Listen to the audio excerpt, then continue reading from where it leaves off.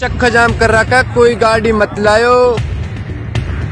All India चक्का जाम, tempo, taxi, auto, बस, e rickshaw सब।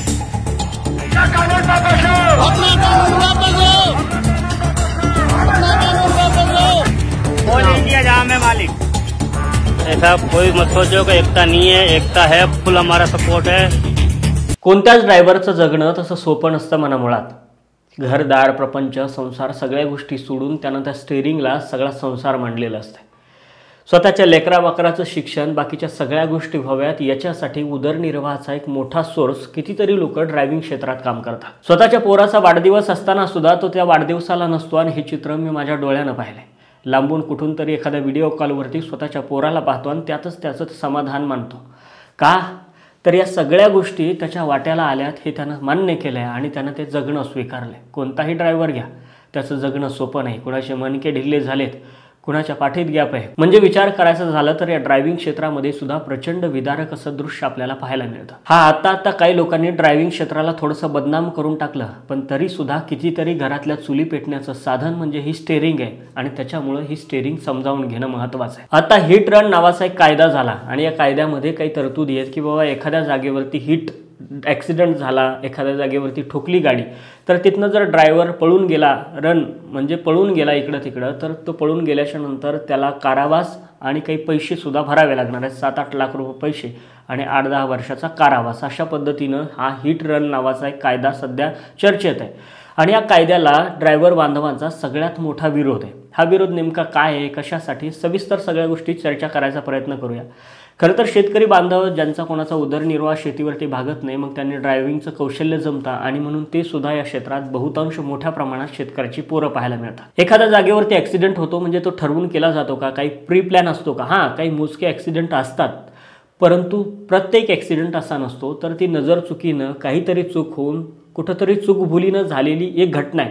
त्याच्यामुळे accident झाला तर तिथं ती ड्रायव्हरनं मुद्दामून केलेली घटना अजिबात नाही किंवा त्याला करायचं म्हणून अजिबात ती घटना झालेली नाही। उलट त्याला कुठलाही ॲक्सिडेंट नकोच आहे। ॲक्सिडेंट झाल्याच्या नंतर त्याचं असणारं वाहन खराब होतं, मालकाकडलं क्रेडिट खराब होतं, बाकीच्याही गोष्टी आहेत आणि त्याच्यानंतर त्याच्या सॅलरीतनं पैसेसुद्धा कट होण्याचे चान्सेस आहेत। त्याच्यामुळे कोणत्याच ड्रायव्हरला वाटत नाही की आपल्या गाडीचा ॲक्सिडेंट झाला पाहिजे, ती ठोकली पाहिजे आणि तिचं काहीतरी नुकसान झालं पाहिजे। पण काही गोष्टी चुकीनं होतात। तर ॲक्सिडेंट चुकीनं झाल्याच्या नंतर नेमकं काय होतं, ॲक्सिडेंट झाल्याच्या नंतर जर जबर काहीतरी जखम झालेली असेल दुसऱ्या कोणाच्या समोरच्या गाडीला, तर मग लोक तिथं गोळा होतात, जमतात आणि या ड्रायव्हरनं मग नशेत केलं, असं केलं, अशा पद्धतीनं। हां, बरे काही ड्रायव्हिंग करत असताना काही लोक नशाही करतात। म्हणजे प्रत्येक क्षेत्राला जसं बदनाम केलं जसं तसं या क्षेत्रामध्ये सुद्धा काही बोटावर मोजणे एवढे लोक असतील कदाचित की जे नशा करतात, बाकीच्या गोष्टी करतात आणि मग त्या बदनामी कारणानं या ड्रायव्हरने ह्या गोष्टीने केलं आणि म्हणून त्याला धरा मारा आणि मग कुटायला सुरुवात होते। खऱ्या अर्थाने हे बऱ्याच ठिकाणी अशा गोष्टी झालेल्या आहेत। ड्रायव्हरच्या कानाखाली मारायला आम्ही पाहत नाही, त्याच्याकडे दांडकी घेऊन जायला सुद्धा पाहत नाही आणि असे व्हिडिओसुद्धा ट्रकला बांधून एका ड्रायव्हरला मारलं जाते, त्याच्या गळ्याला बांधून। म्हणजे अमानुषपणे अशा पद्धतीनं त्याच्यावरती मारझोड होते आणि याला कोणाला, या गर्दीला चेहरा नसतो, कोण मारतंय, कोणाविरोधात दाद मागायची।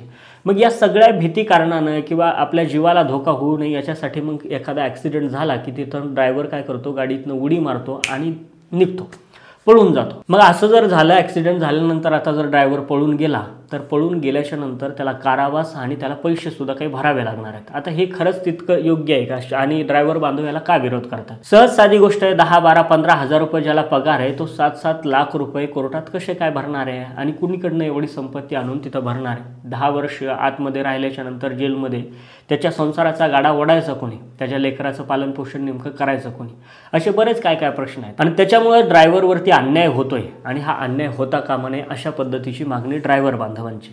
खरं पाहिलं तर एखादा कायदा तयार करत असताना त्याच्या चौकटी निरखून पारखून पाहिल्या पाहिजे। कोणाचा जनतेच्या पब्लिकच्या जरी हा हिताचा कायदा असला तरी सुद्धा ड्रायव्हरच्या मुळावरती हा कायदा कशासाठी, ड्रायव्हरच्या मुळावरती हा कायदा येऊ नये। हां, मग तिथं काहीतरी तरतूद करा। थांबलेला ड्रायव्हर, ज्यानं एखाद्याने ॲक्सिडेंट केला, तो जर गाडीजवळ थांबला तर त्याला कुणी हात लावू नका, कारण की त्यानं त्या मदतीसाठी थांबलाय, ते त्यानं त्याचा गुन्हा कबूल केला आणि त्याला शिक्षा कोर्ट देईल, त्याला कुणी हात लावणार नाही। अशा पद्धतीनं काहीतरी तरतूद त्या कायद्यामध्ये एक्स्ट्रा ॲड करा, जेणेकरून ड्रायव्हरची सेफ्टी महत्त्वाची राहील। नाही तर त्याला मारलं झोडलं तर त्याला जबाबदार इथलं कोण? कायदा करणारे जबाबदार का त्याला तिथले लोक जबाबदार का ॲक्सिडेंट जबाबदार, या सगळ्या गोष्टी आहेत आणि ह्या निरुत्तरित आहेत. त्याच्यामुळं हा कायदा ड्रायव्हर बांधवांच्या मुळावर आहे का काय? तुम्हाला काय वाटतं? कमेंटमध्ये आम्हाला कळवायला विसरू नका. भेटत राहूयात. जय जवान जय किसान जय हिंद.